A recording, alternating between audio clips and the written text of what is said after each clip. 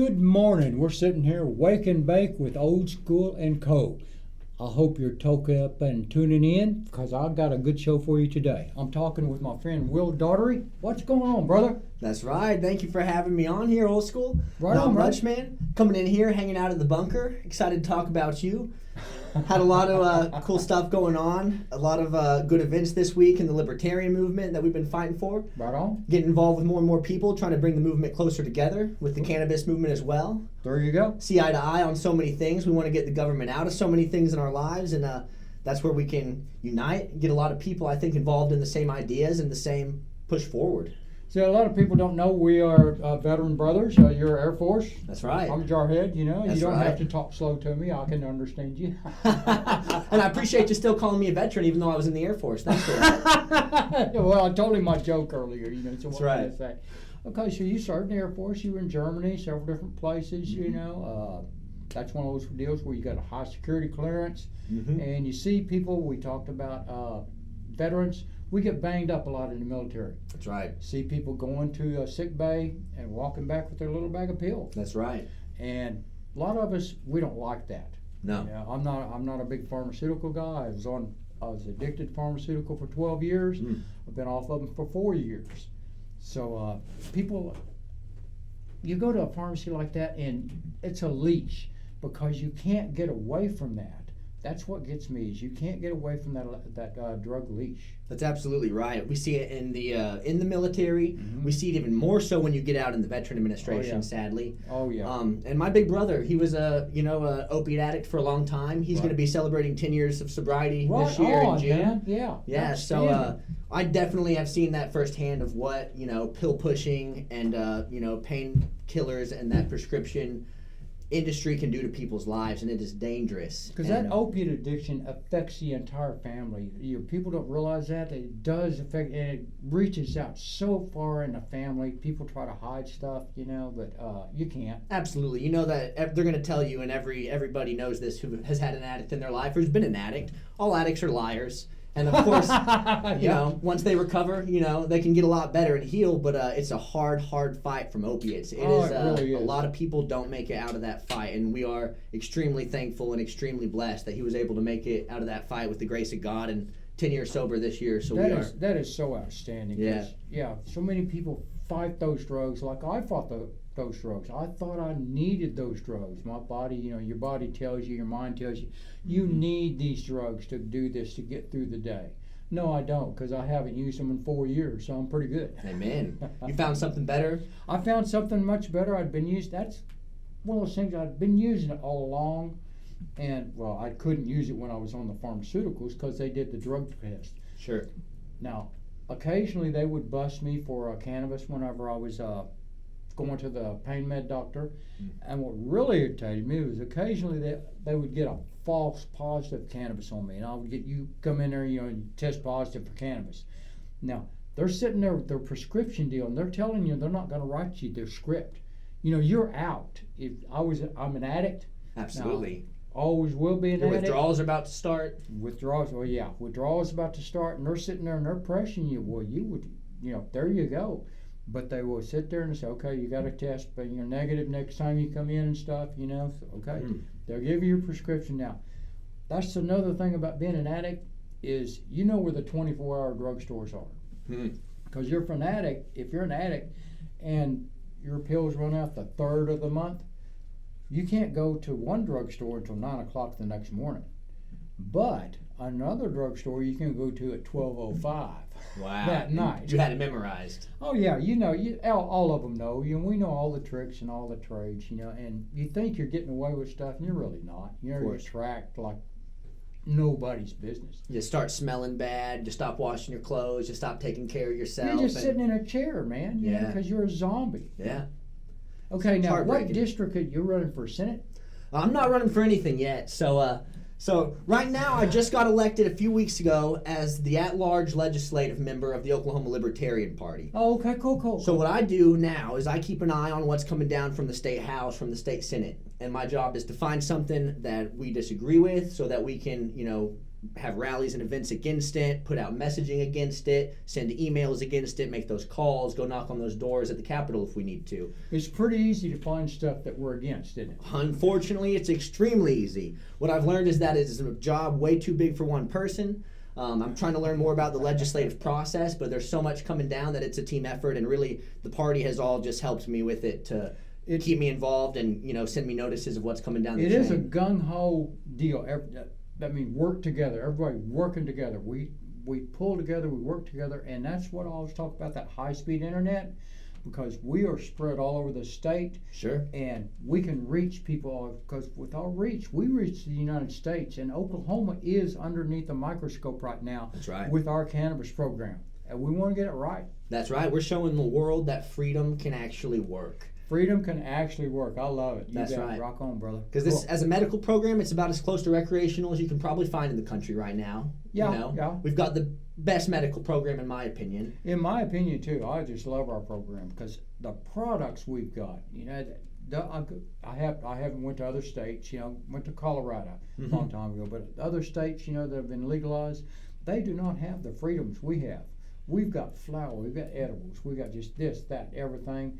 Some states, they are limited to just an inhaler that they got to get from kind of like a pharmacy. It's terrible. That's terrible. That is not freedom. That is not freedom, in my opinion. And you look at places even like Arkansas, who, we wrote 788 to be superior. We were already rolling out our dispensaries, and they had passed it a complete year earlier and still hadn't had a business open. And the amount of dispensaries and growers, Oklahoma, I think we've got more growers in Oklahoma than the entire United States. It's incredible. It's great. And it's funny, the only people who have a problem with it seem to be the politicians.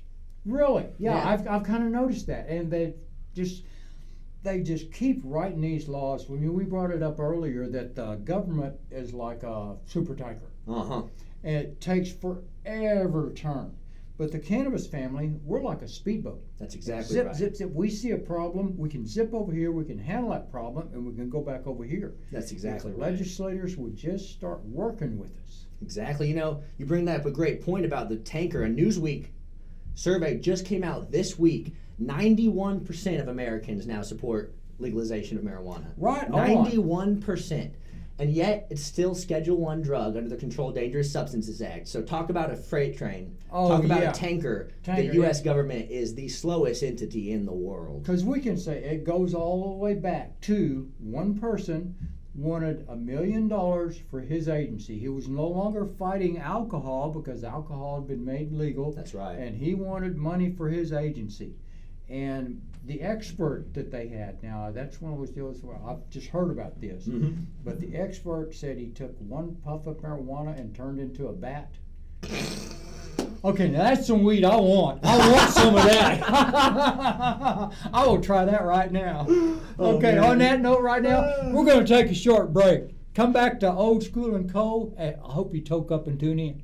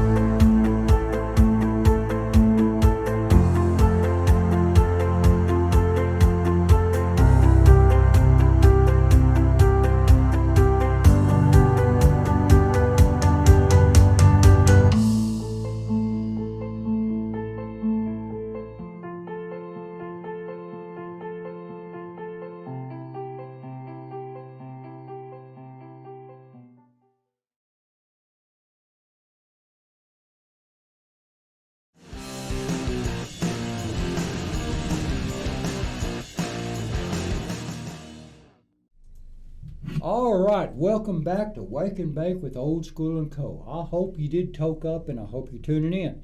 I'm sitting here talking to my friend Will Daughtery from the Libertarian Party, and we're talking about several things. Now, one thing I want to ask you is, how did you start supporting cannabis?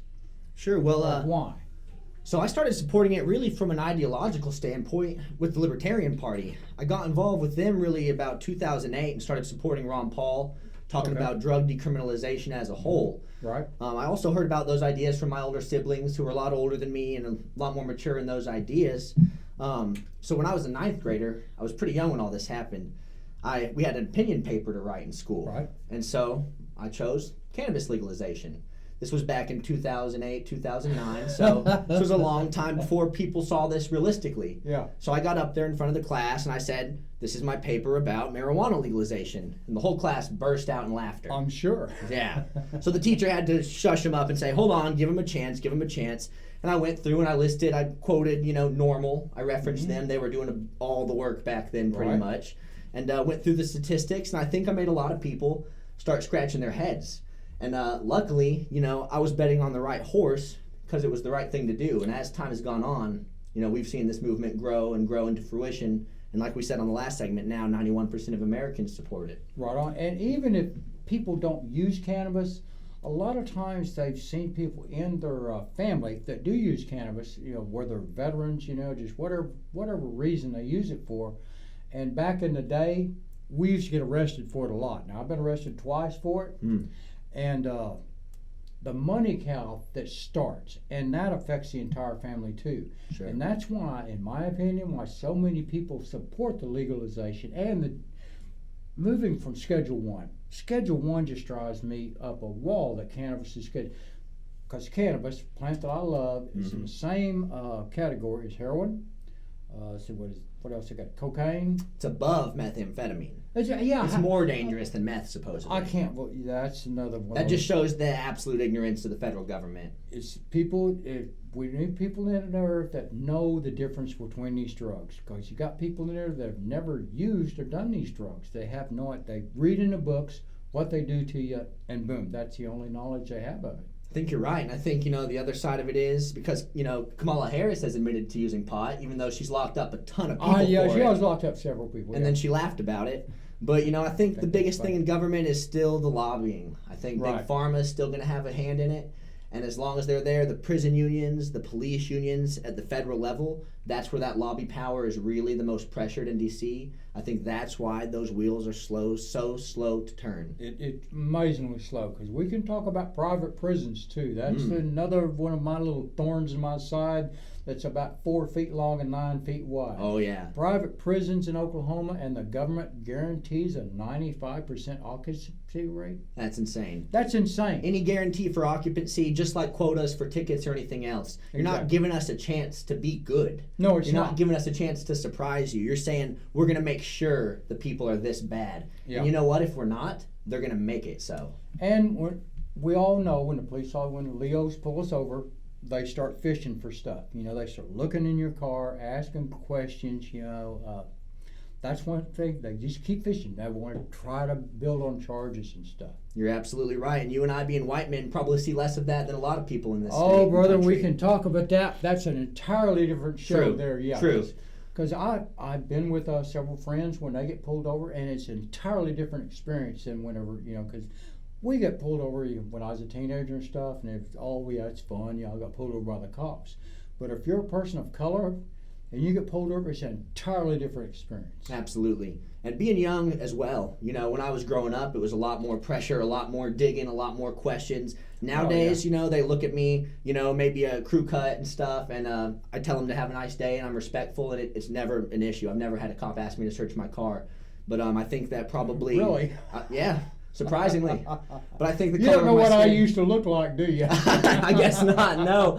But of course, I see you now with the hat and stuff. I can see you probably getting a digging in your glove box or some, I smell something around your car, sir. Maybe some of that. I love that the smell is no longer probable cause for search. That's very true. That's a great one, because that used to be, if a roach was in your ashtray, the smell, we used to smoke some good loud. And if a roach was in your ashtray, that smell just lingers there forever. So if a police officer came up to your door for any reason, knock, knock, knock, and they smelled it, boom, that was probable cause to search. And whenever they came in and start searching, they arrested you. And that's what's scary about the smell too, is not only does it give them an easier chance to search, it gives them a really easy way to lie. Because it's so subjective. Yeah. So they can say, oh, I smell something. Oh, well, it could be a skunk down the road, you know? And sure, they say that they're trained to do those things, and I'm sure that they go through training. Yeah. But it still is such an easy way for them to just make up a reason to search a vehicle, and that is wrong. I've had someone talk to me before. Okay, it was my mother. And I hope you listened then. Oh, yeah, I did. But, you know, it wasn't that long ago. And I'd smoked some loud, and she's sitting there, and she goes, John, have you been around a skunk? You smell like a skunk.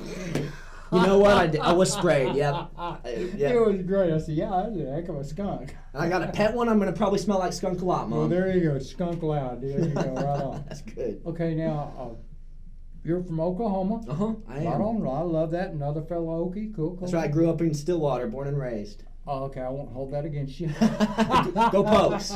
I'm from Chickasha. Okay. You know, so it's one of those deals. I live in Norman now. Okay. So you know the OU Stillwater, you know, Rob. Oh, absolutely. I grew up with that. It took me till I was about 7 or 8 to realize that OU fans weren't actually evil, bad people.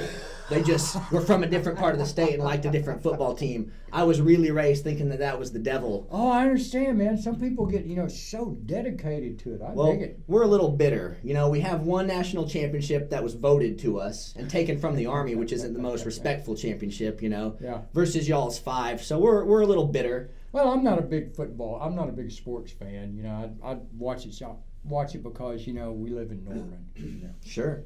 But same. I like to go to the events, but I don't follow the stats or anything like that. Well, I've been to a football game. Now, I know a lot of people love going to them. You know, I'm a sit at the house person. I'd rather watch it on TV. Hang out with your pet skunk. Hang out with the pet, yeah. We were at a game one time with my father-in-law. He just passed last weekend. And sorry. It was a bad time. But we were at a game, and he's sitting there, and he goes, okay, it must be a TV break or something. I said, this is on TV? I said, I could be sitting at the house watching this. Exactly, and then you'd actually get to see the commercials, and you get to see get up, you go to the bathroom, have to go through security, you know. Yeah.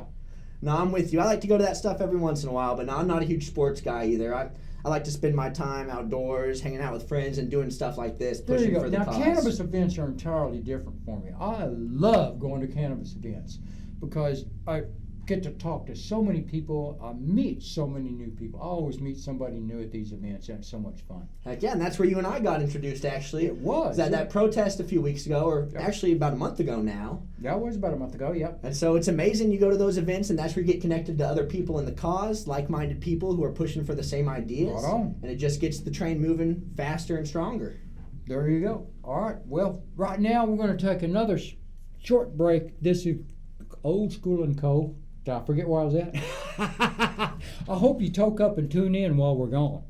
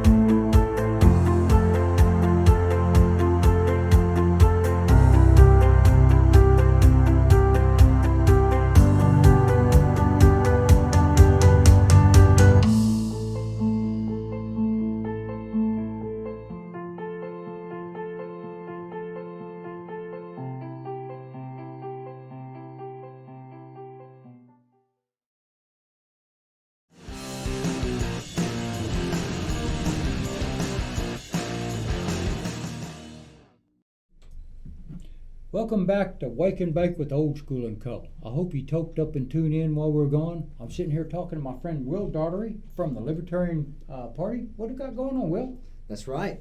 I am the legislative at-large member of the Libertarian Party, so we are looking for legislation coming down. We're always watching out for things that are attacking the cannabis-free market. We want to keep this market free, so if you guys believe in that, please look us up, oklp.org. We always want new members. If you believe in freedom, you believe in liberty, you think the government has failed and you'd like to get the government out of your life, the Libertarian Party is the place for you. Right on, I dig it.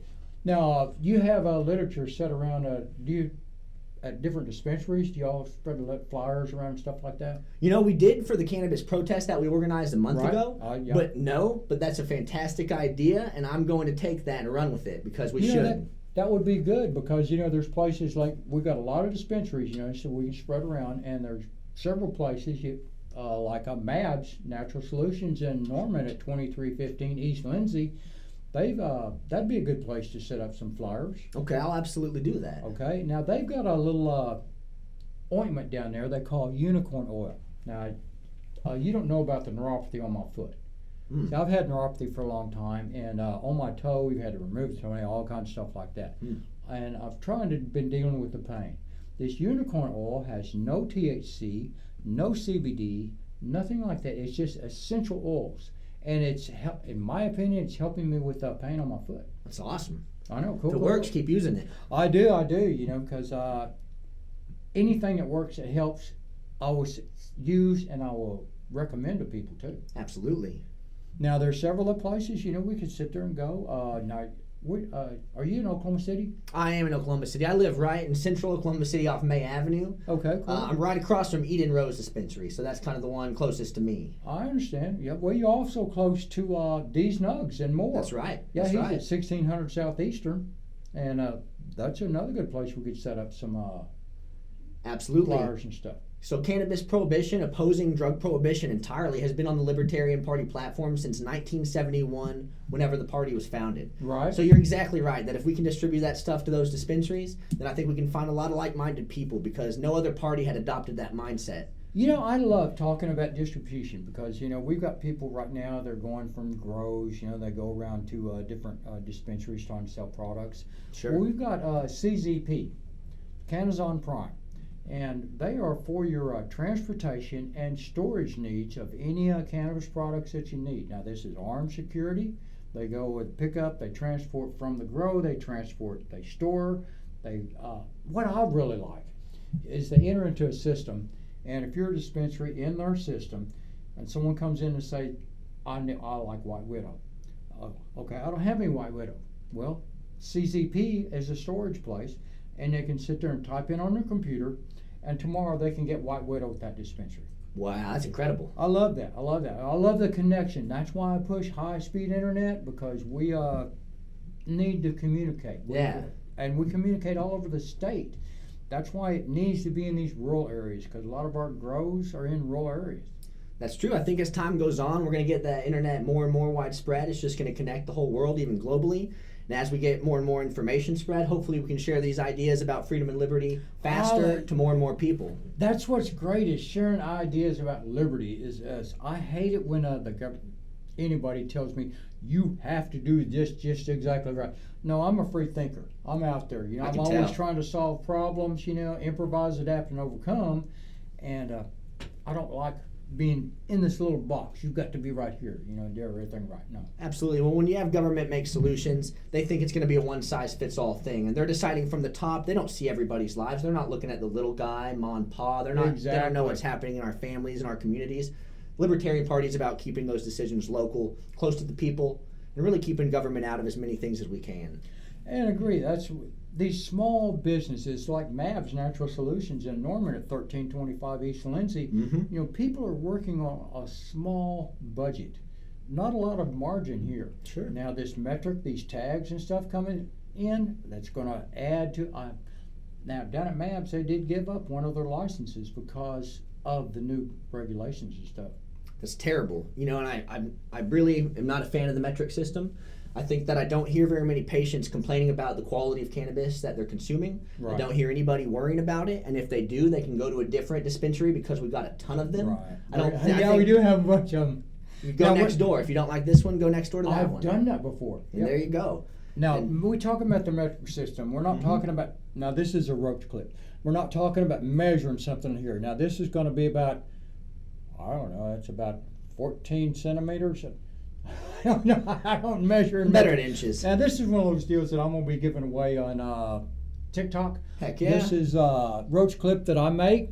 It's a leather-bound roach clip, and it's pretty handy. And that's just one of those deals where I don't make a lot of these, but I'm going to be giving 3 of these away on TikTok with everything else that I'm giving away. Make sure you get your hands on one of those. How can they do that? They go to follow me on TikTok. Okay. Now, I'm going to announce a big giveaway on TikTok. All 3 winners are going to receive the same thing. I've got 7 t-shirts gathered up right now. I'm going to do a video showing the t-shirts. I've got swag bag. I've got stickers. I've got just all kinds of stuff that all 3 people are going to get. Now, to get in this, you got to follow me on TikTok. Okay. Tag 3 friends. Easy. Pick a number. Don't everybody pick 420 or 710, I know. And then we're going to set up a big board and I'm going to write random numbers all over it. And then I'm going to smoke a joint and I thought about smoking a joint blindfolded, but that'd be hard to do. Dangerous too. So I'm going to smoke a joint, blindfold. I'm going to throw 3 darts at it, and wherever those darts, that's totally random. See, I'm old school. People want to use a computer, random number stuff. I'm not that. Throw it at a dartboard, and I'll pick out them numbers, and all 3 people are going to get it. It can probably cost me $15, $20 a package to ship it because it's going to be so heavy. Well, heck yeah. Sounds like you better get on TikTok and follow Old School and Company and get 3 friends tagged in that post ASAP. OldSchoolAndCo. OldSchoolAndCo. It does stand for that, but OldSchoolAndCo. And spaces in between is a little underline. Okay. Now you can also do a hashtag, hashtag OldSchoolAndCo. I don't use my name very much, but I think you can hashtag or search John Frasure too. I don't know. Okay. Too easy. Cool. Now we've got OKLP.org. That's right. Got people you're on the net. If you're watching this, you're on the net, ain't you? Yes, sir. You're watching this. So go to OKLP.org, and that's another one of our sponsors. That's where you can see full videos and stuff. Everything we're doing on the Libertarian Party, right? Sure, and you can see our platform. You can donate. You can sign up to join, see events we've got coming up, look at our candidates. And another thing I wanted to mention is the Not a Real Libertarian podcast that I'm a co-host of. You can look us up on YouTube as well as Facebook. It's a great podcast. We have multiple guests. We just talk about libertarian ideas, what's going on in the party, what's going on in the country and our states. Cool, right on. I love that, man. I love other podcasts. I love getting people together, that way people can sit there and watch our podcasts, and we get information from different areas. I get it from here, you get it from there, and we get it from everywhere. Absolutely. Okay, you need to go to OKLP.org. Follow Will. Now, I want to call him Will Wheaton because I watch Big Bang and Star Trek and stuff. But Will Daughtery from the Libertarian Party. That's right. All right, we're out of here. This is Old School and Co. I hope you toke up and tune in.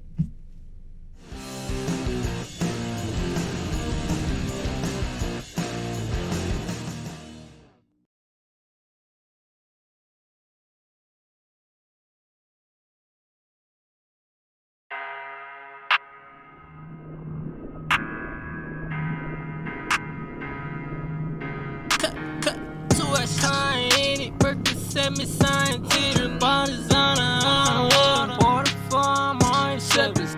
Too much line in it. Set me sign to the bodies on the water for my service. Water whipping, water dripping.